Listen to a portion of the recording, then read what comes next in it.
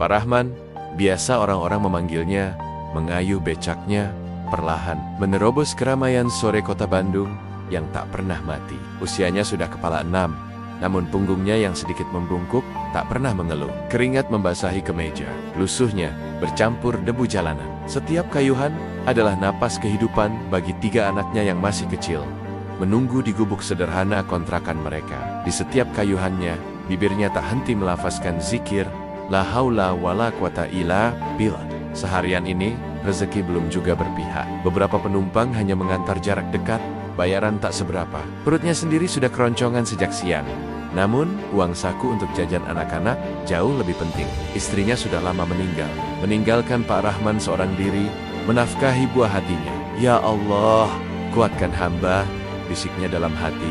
Pandangannya menerawang ke langit senja yang mulai memudar. Terkadang, rasa putus asa itu datang, namun wajah polos anak-anaknya selalu menjadi penguat. Ia tak boleh menyerah, karena rezeki itu di tangan Allah. Malam semakin larut, jalanan mulai lengang. Pak Rahman masih bertahan di sudut jalan, berharap ada 1 atau 2 penumpang lagi yang butuh jasanya. Dinginnya malam menusuk tulang, tetapi ia tak peduli. Pikirannya hanya terisi wajah anak-anaknya. Si bungsu yang baru masuk TK, si tengah yang sebentar lagi butuh seragam baru, dan si sulung yang dayam-dayam sering menahan lapar demi adik-adiknya. Beban hidup memang berat, tetapi semangat Pak Rahman tak pernah padam. Karena ia yakin, setiap kesulitan pasti ada kemudahan. Pernah terlintas di benaknya untuk menyerah, mencari pekerjaan lain yang lebih ringan. Namun, dengan usia dan keterbatasannya, menjadi tukang becak adalah satu-satunya pilihan. Ia tak punya keahlian lain, pun modal untuk membuka usaha kecil.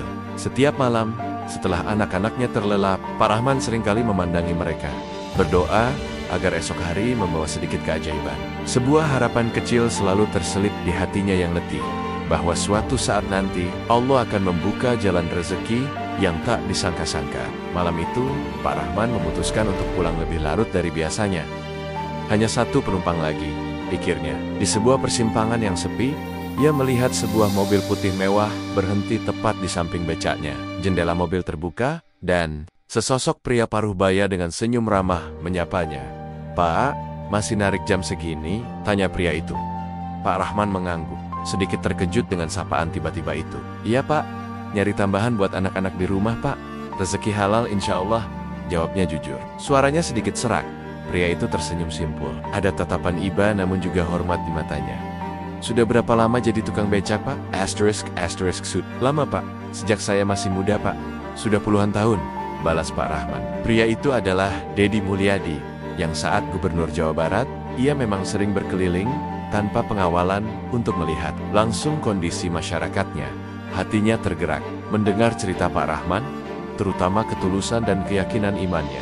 Kang Dedi Mulyadi turun dari mobilnya, mendekati Pak Rahman. Ia melihat guratan lelah di wajah tua itu, dan kekhawatiran di balik sorot matanya. Namun juga ketenangan seorang hamba yang berserah diri. "Anak Bapak berapa Pak?" "Masih setnya," tanyanya lembut. Pak Rahman bercerita tentang ketiga anaknya, tentang istrinya yang sudah tiada, dan tentang perjuangannya seorang diri. Ia juga bercerita tentang keimanannya, bahwa Allah tidak akan membiarkan hamba-Nya kelaparan. Kang Dedi mendengarkan dengan saksama, sesekali mengangguk. Ia tahu betul bagaimana rasanya berjuang dari bawah. Setelah Pak Rahman selesai bercerita, Kang Dedi Mulyadi mengeluarkan dompetnya. "Begini, Pak, saya salut sama perjuangan Bapak dan keteguhan iman Bapak. Semoga ini bisa sedikit meringankan beban Bapak dan anak-anak," ucap Kang Dedi sambil menyerahkan beberapa lembar uang. Pak Rahman terdiam, matanya berkokok-koka melihat nominal yang tak pernah ia bayangkan. 5 juta rupiah. Ini adalah mukjizat dari Allah, bisiknya dalam hati. Tangan Pak Rahman gemetar saat menerima uang itu. Ia tak sanggup berkata-kata, hanya air mata syukur yang membasahi pipinya yang keriput. Ini lebih dari sekadar uang. Ini adalah bukti nyata kekuasaan dan kasih sayang Allah. Kang Dedi menepuk pundak Pak Rahman. "Jangan menyerah Pak, anak-anak itu titipan Tuhan. Semoga sehat selalu ya Pak." Kang Dedi Mulyadi kemudian pamit dan melambaikan tangan sebelum masuk kembali ke mobilnya. Pak Rahman berdiri terpaku, memandangi kepergian mobil itu hingga menghilang dari pandangan. Malam yang tadinya terasa dingin dan panjang, kini diisi kehangatan dan kelegaan. Dengan uang itu, Pak Rahman bisa sedikit bernapas lega. Ia bisa membeli kebutuhan pokok, membayar sewa kontrakan yang tertunggak, dan yang terpenting, ia bisa memastikan anak Kinania tak kelaparan lagi. Keesokan harinya, Pak Rahman bangun dengan senyum di wajahnya. Ia tahu perjuangan belum usai. Namun, hari ini, ia memiliki kekuatan baru. Pertemuan tak terduga dengan Kang Deddy Mulyadi adalah bukti bahwa doa Donia didengar oleh Allah. Dan harapan selalu menyertai mereka yang tak pernah lelah berjuang. Ia berjanji dalam hati akan terus berjuang demi masa depan anak Kinania, hingga mereka bisa meraih impiannya dan menjadi anak-anak yang soleh. Warga Jawa Barat yang saya cintai, kita ini satu keluarga besar, berat sama dipikul, ringan sama dijinjing. Gotong royong adalah kekuatan kita. Jangan ada yang merasa sendiri, jangan ada yang putus asa. Kalau ada kesulitan, mari kita cari solusinya bersama-sama.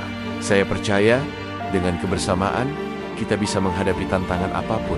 Deddy Mulyadi pamit, semoga keberkahan selalu menyertai kita semua.